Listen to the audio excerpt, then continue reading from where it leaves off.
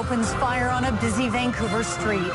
This is bad. We are concerned about how brazen this was. 3 people shot, a stray bullet hitting a 15-year-old boy, and the suspect is still on the run. Also a race against time for BC children suffering from a rare disease. Their lives are hanging in the balance. New calls for the government to fund one of the world's most expensive drugs. And high hopes on the ice. I feel amazing. It hasn't really sunk in yet. Canada's best figure skaters chosen for the upcoming Olympics, and a Metro Vancouver athlete makes the cut.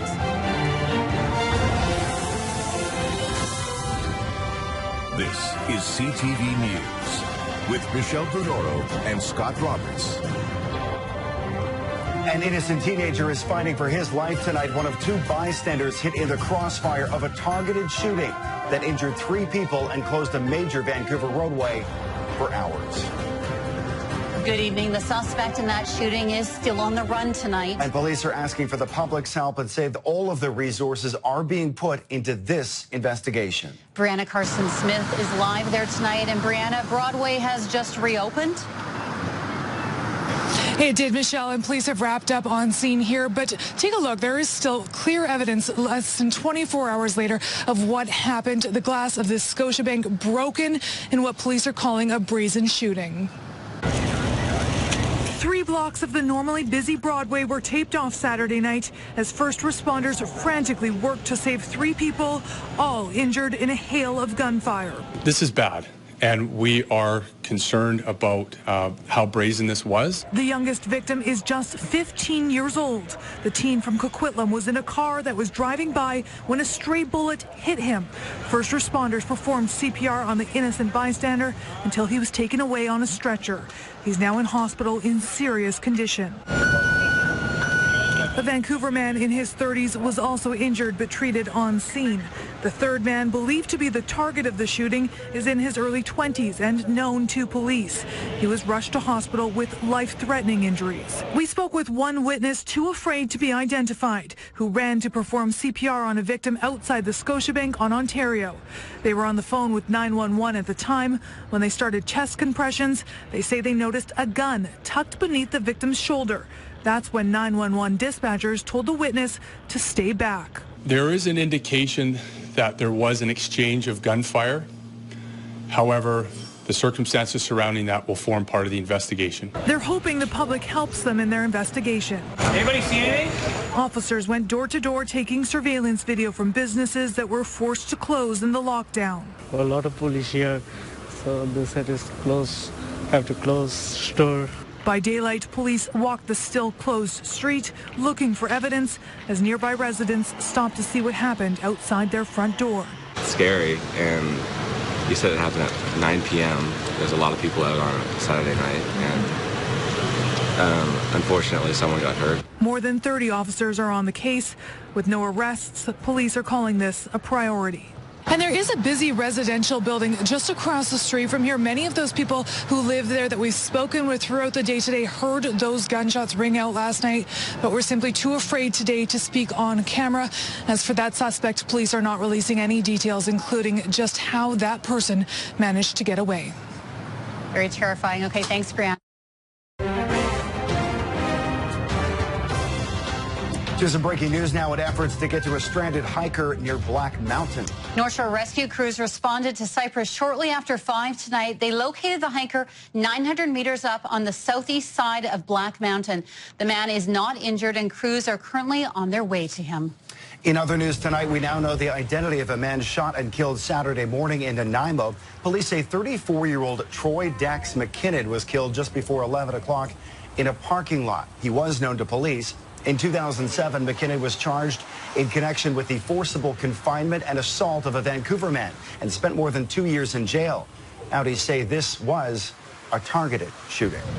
And Vancouver police were also called to a reported stabbing on West 47th and Granville last night. Police say it happened at a house party. One man was taken to hospital, but there were no serious injuries and no charges have been laid. A thick layer of fog caused some problems for drivers today. Environment Canada issuing a fog advisory for most of Metro Vancouver. Yeah, take a look. This was the scene early this morning. Thick fog blanketed much of Metro Vancouver for the day with near zero visibility in many areas. The heavy mist also caused a few flight delays at YVR and for Harbour Air. And here's what it looked like from above the city. This video sent in to us by a viewer. The fog is expected to stick around until Monday. It's not clear if fog was a factor in a crash on the Maryhill bypass in Port Coquitlam this afternoon. Fire and police on scene after this car right here flipped upside down onto its roof. The driver trapped inside. That male driver was taken to hospital with non-life-threatening injuries. And it doesn't appear fog contributed to a crash on the Fraser Highway early this morning. Police say this truck belonging to the Lower Mainland RCMP was traveling westbound when it veered off the road after hitting a loose manhole cover, hitting a power pole and then colliding into a local business. The collision knocked out power to thousands in the area for a few hours. No injuries reported. 2 earthquakes were detected today off the northwest coast of Vancouver Island. The first, a 4.2 magnitude quake, struck about 180 kilometers west of Port Hardy just before 11 o'clock. 15 minutes later, a second quake of 4.5 magnitude was measured at the same location. Officials say if the quakes hit close to the island, they would have been felt over a large area. About 20 years ago, a 6.8 magnitude quake was measured at the very same location. Using these small earthquakes to better understand where large earthquakes will occur in the future. So scientifically, these little earthquakes are important. Cassidy says this is a reminder that we do live in an active earthquake zone and being prepared is important. The appeal process for a couple accused of plotting to blow up the BC legislature begins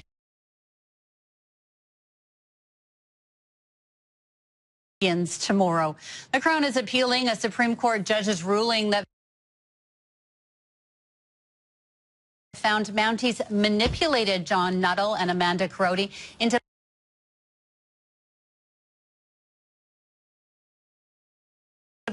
planning what they thought were pressure cooker bombs on the lawn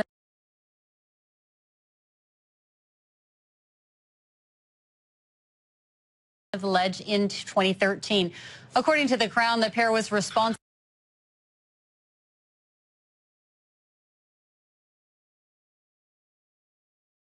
for crafting and carrying out the plan, and the undercover RCMP operation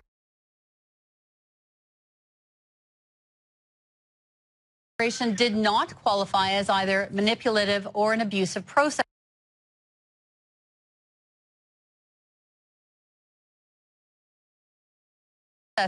The couple's lawyers say they feared they would be killed if they didn't carry out the bomb plot.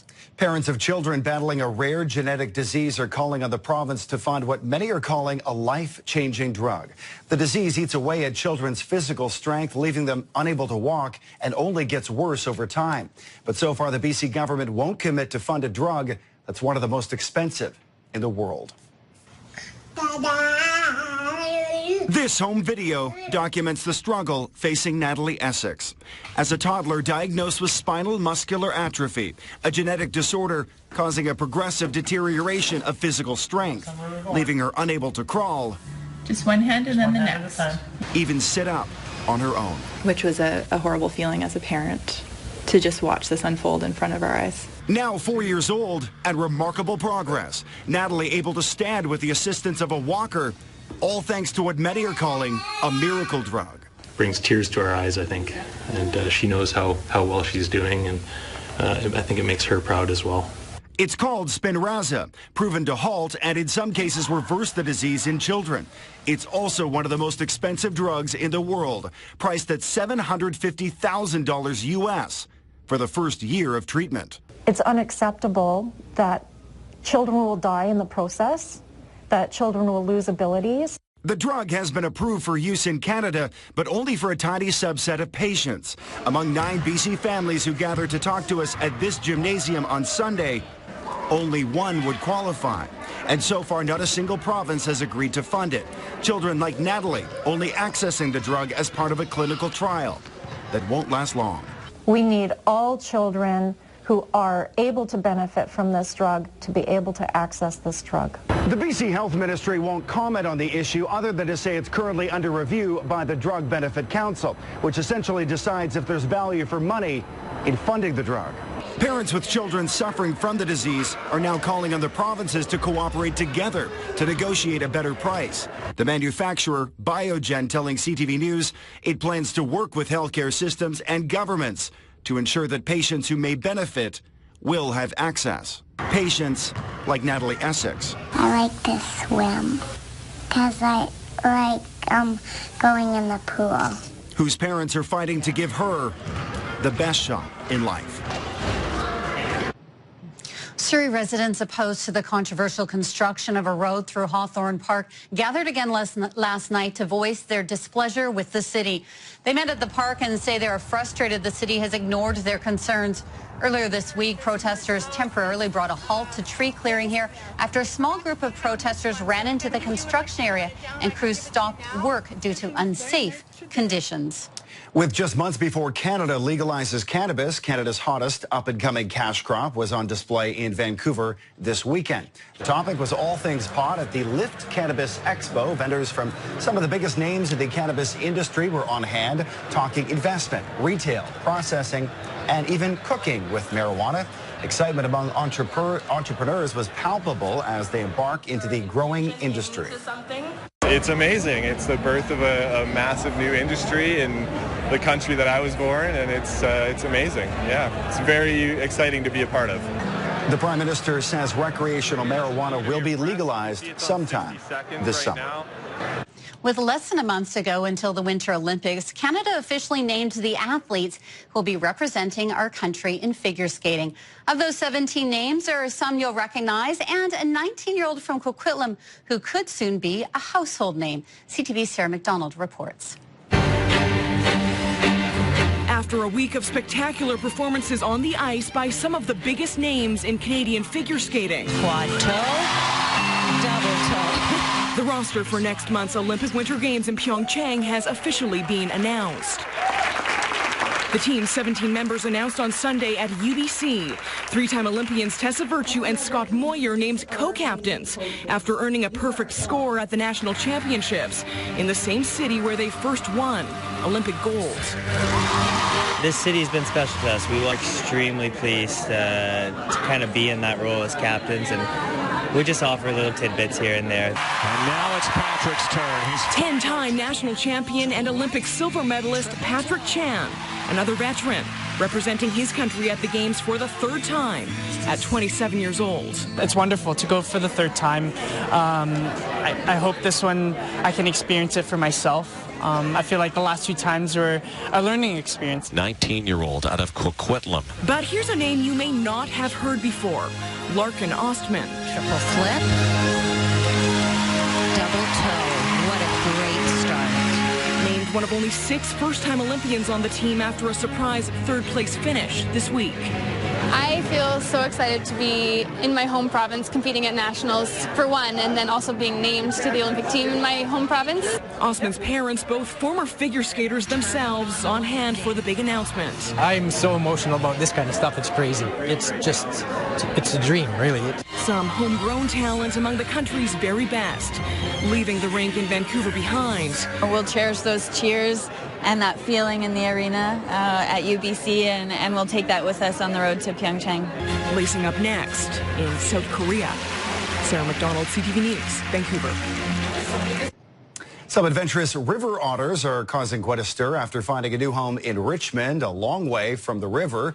Local biologist Dr. Hugh Griffith discovered the otters as he passed over a bridge in the Garden City Community Park. The inland lagoon is a long way from the Fraser River, and it's still a mystery exactly how the otters got there. Complete surprise. I was doing a Christmas bird count, so we were counting ducks, and there were 2 or 3 ducks that didn't seem to have heads. They were just brown things in the water, and suddenly it occurred to me and the person I was birding with it, those are otters. They're river otters. What the heck are they doing here? And the 3 otters appear to be thriving in the fish-stocked pond, but Hughes fears human interaction or nearby busy roads could spell danger for the curious creatures.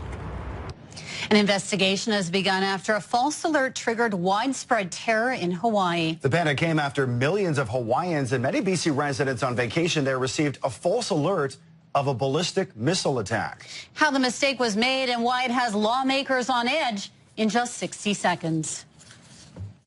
Boating BC presents the Vancouver International Boat Show, bigger than ever and featuring the largest display of boats, gear, and accessories. January 17th to 21st, 2 great locations, BC Place and Granville Island. For more info and tickets, log on to vancouverboatshow.ca.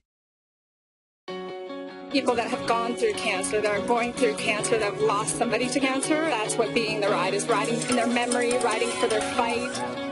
Ready, set, ride! Be courageous. Be bold. Be the ride.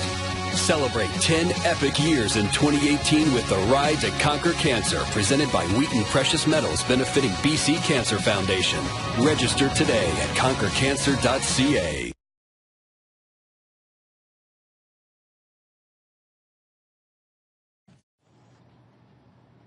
A harrowing experience for 162 passengers on board a plane as it skids off a runway in Turkey and is left dangling over a cliff. That story still ahead. And what actor Mark Wahlberg is doing in the face of criticism over a major pay disparity.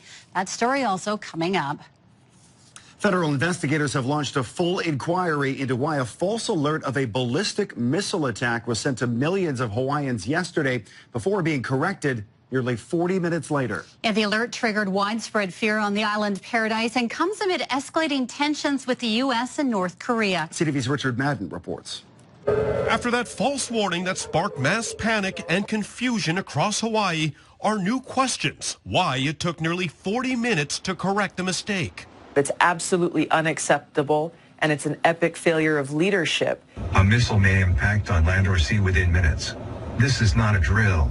Yesterday's emergency alert that blared on radio, televisions, and smartphones just after 8 in the morning had an entire state scrambling to seek shelter, from hotel basements to manholes. I thought, oh my God, this is it. Like, something bad's about to happen and I could die. I was horrified. I was thinking of my family. My wife had gone out for a walk. It took 38 agonizing minutes before confirmation of a false alarm. Officials said an employee pushed the wrong button at the end of a shift change. There is a screen that says, are you sure you want to do this? One person, human error, and that thing was pushed anyway. A federal investigation is now underway, but the false alarm may be a stark reminder of the nuclear threat from North Korea and the taunts between Donald Trump and Kim Jong-un about their nuclear buttons. Some lawmakers demanding formal talks to de-escalate tensions. The people of Hawaii are paying the price now for decades of failed leadership in this country, of failure to directly negotiate to prevent us from getting to this point where we're dealing with this threat today. And late today, the FCC issued a statement saying Hawaii doesn't have, quote, reasonable safeguards to prevent another false alert. It's calling on all states to fix vulnerabilities, saying these errors undermine public confidence. Richard Madden, CTV News, Washington. At least 2 people are reported dead and dozens more injured after a strong earthquake off the coast of Peru. It struck 500 kilometers south of the capital, Lima, before dawn this morning. Houses and highways have collapsed. Widespread power outages have forced some to use their vehicle lights to survey the damage and making it tough for hospitals to treat the injured.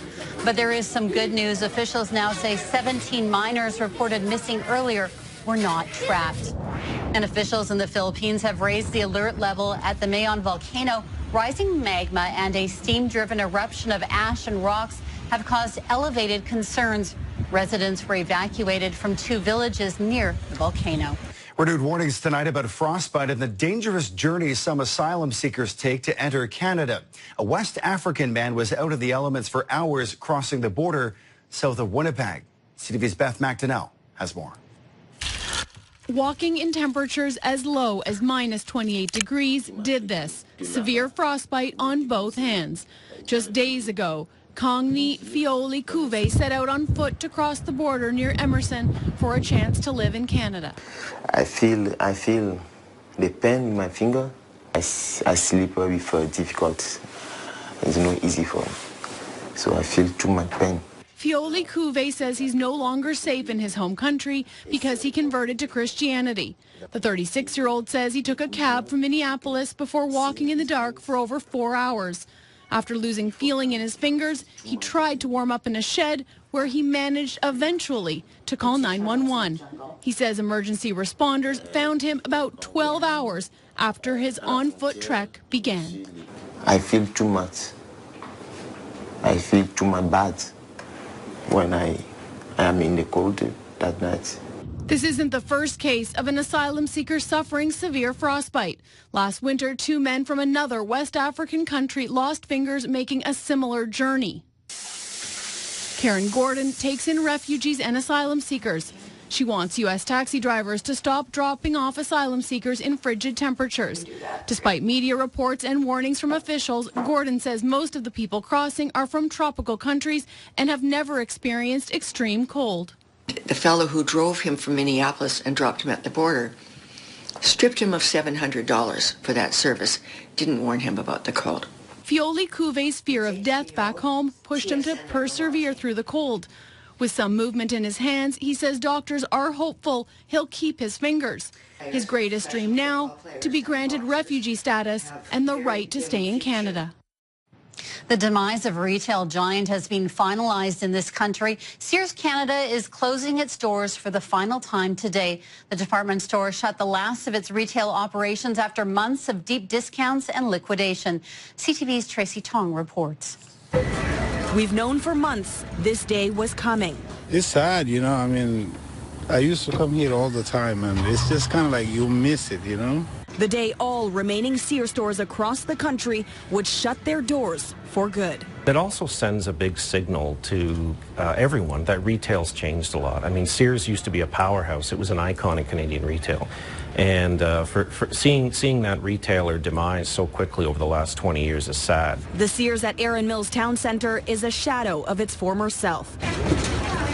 With few products left on the racks, some shoppers are just buying empty hangers. Coat hangers I bought yesterday. Lots of clothes hangers. 12 for $1. There's nothing much left. It's just like some like shelves and stuff. That's life today. Everything's shutting down. It was an especially emotional day for employees in Stratford, where Simpson Sears opened its first Canadian store in 1953. It's our heritage. It's who we are. It's who we've been for all these years. This is where people come to shop for quality goods, and I was proud to be a part of it. I still have a kilt that's still lasting since I was 21, so the products are pretty good. It's a shame to see it close, and very sad for the employees as well. The longtime staple of Canadian retail declared bankruptcy last year, announcing it would liquidate remaining stores and lay off 12,000 employees. Experts say the company failed to keep up with the times. I mean, millennials don't shop at department stores, right? So everything is changing now. But Sears didn't reinvent themselves either. They didn't sort of see the writing on the wall. They didn't carve out a potential strategy that would lead them to success. And they didn't invest in the business. Saying the end of an era is not marked with the same exclamation marks on many of their clearance signs. Extreme weather hits New Brunswick, leaving roads and homes damaged. Rivers jammed with ice and debris. High water levels creating a dangerous situation. Why the risk isn't over yet. Also, it was horrible. It knocked me out for 2 or 3 days, and I know a lot of people who have it as well. The flu strain hitting Canadians and being blamed for dozens of deaths. Why a flu shot may not be enough. At CTV News at 6 continues. From our high-definition camera atop the Shangri-La Hotel, this is CTV News. Boating BC presents the Vancouver International Boat Show, bigger than ever and featuring the largest display of boats, gear, and accessories. January 17th to 21st, 2 great locations, BC Place and Granville Island. For more info and tickets, log on to vancouverboatshow.ca. At Richmond Chrysler, we sell for less, a lot less. Our 4x4 winter sales event is on now. Ram trucks from $29,988. 0% interest up to 84 months. Just off Highway 99 in the Richmond Auto Mall, close to everywhere.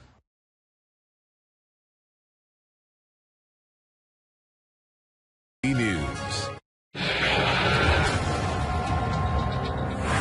An extreme January thaw has become a hazard in Atlantic, Canada. Heavy rains have flooded roads and homes. Yeah, the rain has stopped, but many are still on the watch tonight, with water levels remaining high throughout the region. CTV's Nick Moore reports from New Brunswick. This portion of Route 101 in Hoyt covered with frozen debris. On Saturday, it was covered with water.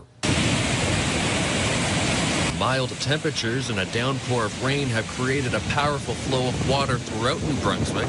The water level has been going down, but the risk is not over yet. We have a lot of high water around the province, fast-flowing water and ice moving. There's trees and everything coming. Rivers being jammed with ice and debris has been a worry all weekend.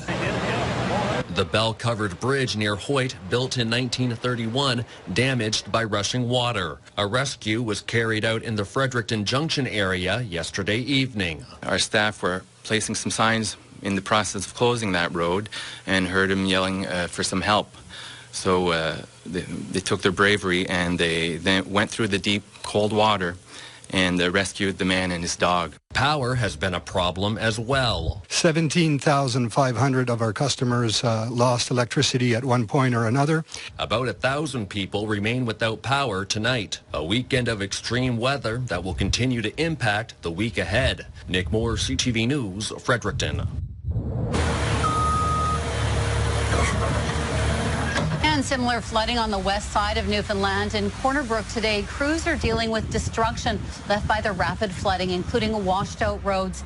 The mayor declared a state of emergency and said that the city was looking at millions of dollars in damage. Boy, oh boy, you got to feel for people out in eastern Canada. They've been hit by storm after storm, really, this winter. Snow, and now they've got wet conditions and flooding there as well. Yeah, pretty bad there. Okay, let's bring in Kuljit for a look at our forecast here in Metro Vancouver. It was a nice day out there if you could see the sun, because we had a whole lot of fog out there as well. Yeah, it was a bit of a surprise if you're driving around. In some areas, it was really thick fog, and then all of a sudden it was sunshine. And we're going to continue to see that trend into Monday morning for about a few hours, and then later on in the evening on Monday, we're going to start to see the temperatures and weather change pretty drastically. Right now outside 3 degrees, partly clear. Nothing to worry about in terms of wind, just a few kilometers out of the east. Partly clear at 9 o'clock tonight, and that's going to continue into us tomorrow morning at 6 a.m. We're going to see some clouds roll through, some of that fog lingering, and then a mix of sun and cloud takes over later on tomorrow morning with a high of 5 degrees. So it will be kind of warm outside.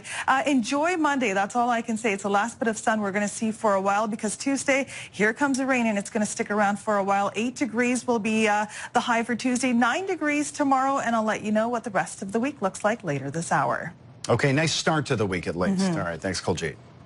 Several H&M stores in South Africa have been vandalized by protesters angry about a controversial ad from the Swedish retailer. At least 6 H&M stores across South Africa had to be closed after members of a far-left group trashed them to protest an ad that some viewed as racially insensitive. Here it is. It shows a young black boy wearing a T-shirt that said, or sweater rather, that said, "Coolest monkey in the jungle." H&M South Africa posted a statement on its website saying, in part, "Our position is simple and unequivocal. We have got this wrong, and we are deeply sorry."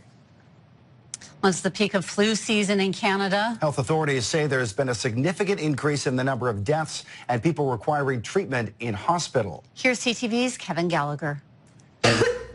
Flu season has gripped the country, with the virus being blamed for dozens of deaths. The strain has been found to be very deadly. To date, 54 people have died.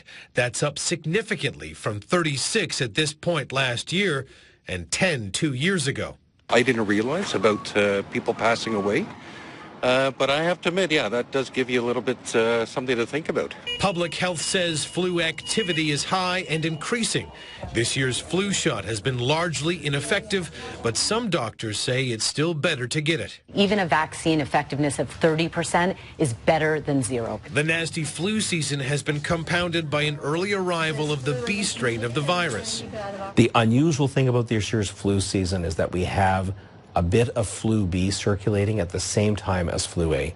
The most common and most severe form of the virus is the A strain, known this year as the Aussie flu. And are you also having a fever? The virus is at epidemic levels south of the border, according to the Centre for Disease Control. Those over 65 are most at risk, but the flu is affecting people of all ages, shutting down some schools across the U.S., even killing an aspiring 21-year-old personal trainer around Christmas time. Whenever you have fever and you have it multiple days, just don't let it go.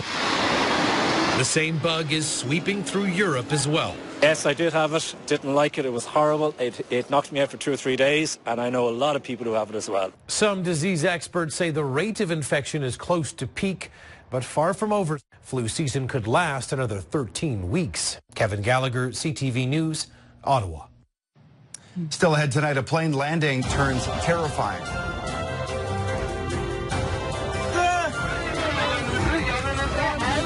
Passengers scrambled to get to safety. How did a plane end up dangling on a cliffside? That's CTV News. And as we go to break, here's a look at Vancouver City Hall from CTV's Chopper 9. And CTV Skywatch from Chopper 9 is brought to you by Sussex Insurance, your auto plan experts. Open 9 to 9 every day inside Walmarts and the Real Canadian Superstores throughout BC. Boating BC presents the Vancouver International Boat Show, bigger than ever and featuring the largest display of boats, gear, and accessories. January 17th to 21st, 2 great locations, BC Place and Granville Island. For more info and tickets, log on to vancouverboatshow.ca. People that have gone through cancer, that are going through cancer, that have lost somebody to cancer, that's what being the ride is, riding in their memory, riding for their fight. Ready, set, ride! Be courageous. Be bold. Be the ride. Celebrate 10 epic years in 2018 with the Ride to Conquer Cancer, presented by Wheaton Precious Metals, benefiting BC Cancer Foundation. Register today at conquercancer.ca.